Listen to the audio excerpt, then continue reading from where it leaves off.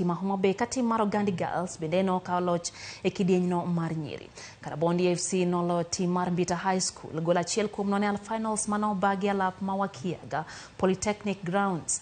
Gol na makene no logi jatugo Brano Dhiambo dakika mar 23 e kidieny mar nyiri tim mar Oganda Girls nolo tim mar Lara Girls mawuok Karachuonyo gonde 2-0. E kaunti ya Migori tim mar Awendo Academy noloyo Kangeso FC gonde 4-2 e finals kokale picha choma bang tugono ruma modi 0-0. Agenga Girls no bedo joloch e kidieny mar nyiriri bang loyo tim mar Awendo Queens gonde 6-0.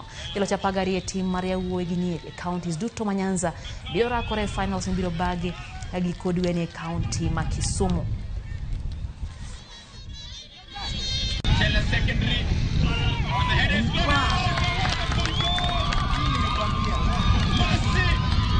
Sisi kama washindi kutoka Oganda Girls tunashukuru Mungu na Chapa Dimba vile mleleta talent zetu, tutoe talent zetu ionekane.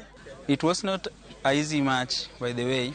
We trained, we took our time, we come together, we sacrificed a lot, but with God we able to achieve the best, and we are appreciating for that.